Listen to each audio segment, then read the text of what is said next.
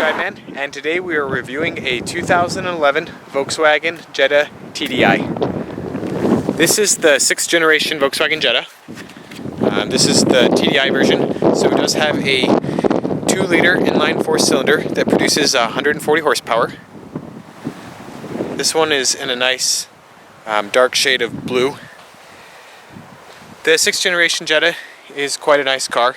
The Jetta is a direct competitor to the Honda Civic and the Toyota Corolla.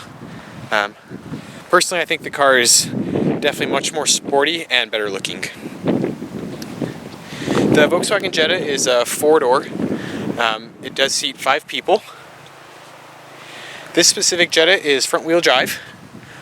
This one is fitted with the optional Autobahn GLI wheels that make the car look much more sporty. The standard TDI wheels are quite boring.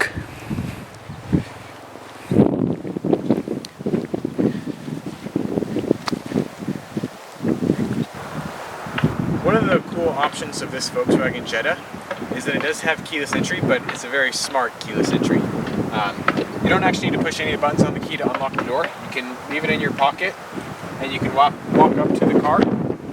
It knows the key is in your pocket and you can unlock. Once you're done driving, close the door, put your finger right here on the handle, car locks, you can walk away. It's definitely a great feature to have if you're skiing and your key is somewhere in your pockets or whatnot, or if you have lots of luggage, you just went shopping or whatnot. It's very convenient to be able to just walk up and unlock. One of the cool features of the Volkswagen Smart Key is that you don't have to have the key in the ignition to start it up. It can be in your pocket. You just go over here, push the engine start button. Car starts right up.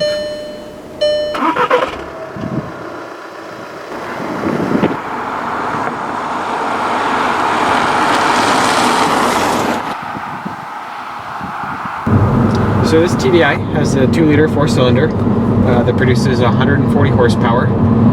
Does have quite a bit of low-end torque. Car redlines at 5,000 RPMs, which is pretty typical for a diesel engine. They tend to redline at lower RPMs than the gas equivalent. Looking at the center display, you have the outside temperature, gas mileage speedometer on the right-hand side. Steering wheel is pretty nice. It has Bluetooth as well as volume control for the radio as well as CD player. This car has a 6-speed automatic transmission. It's a DSG dual clutch transmission. To go into sport mode, you just shift down.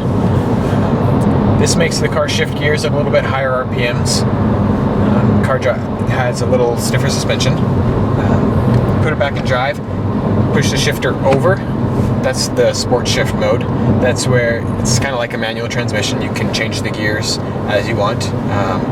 To drop down, so we're currently driving in 6th gear. That'll drop us down to 5th gear. We have a little bit more power. Take it back up to 6th for cruising speeds.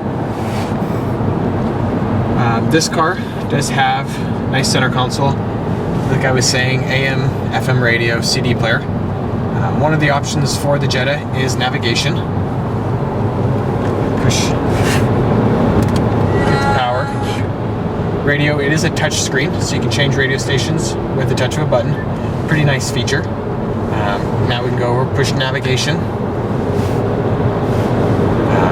You can type in interface right there. The route is being calculated.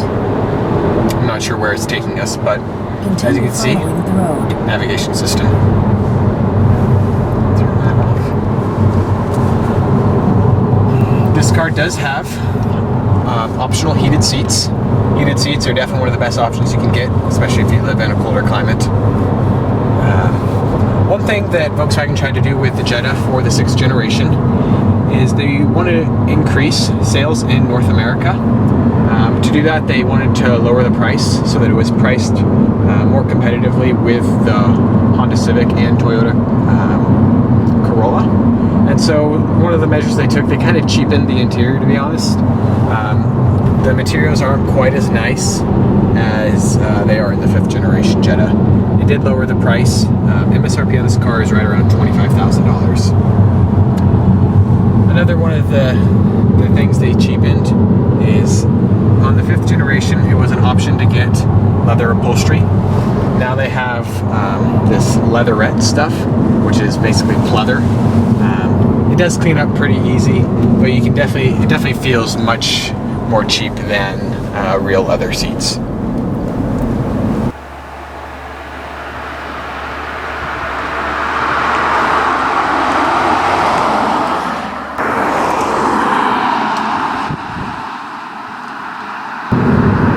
Step down on the gas pedal, the car does accelerate rather nicely. Does have good power. One of the best things about this car is the gas mileage. It is a turbo diesel. So the diesel on the highway gets 42 miles per gallon, and in the city it gets 30 miles to the gallon. Handling wise, the car does very nicely. Nice steering, direct steering. Can accelerate quite nicely. Accelerates, changes gears right around 4,000 RPM in normal driving mode. We'll shift it down to sport mode. Car does have a little more power. Red lines, a little bit higher RPMs, not much. And then we can shift it into the sport shift mode. So currently right now we're driving in 5th. If we want to accelerate, downshift into 4th, downshift into 3rd. We can accelerate. It's a nice feature to have, like I was saying earlier, if you are merging onto freeways. It is a sporty little car. If we need to pass the car, it's very easy. Definitely has plenty of acceleration. Can easily pass a car going 60 miles an hour.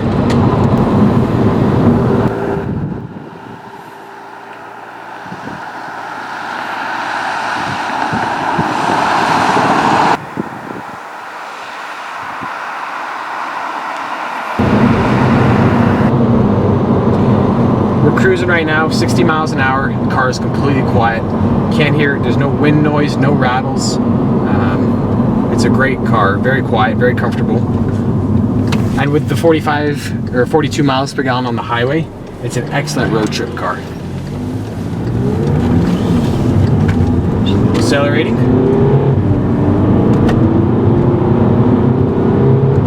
It's not the fastest car, but it does accelerate very nicely. Very smooth shifts.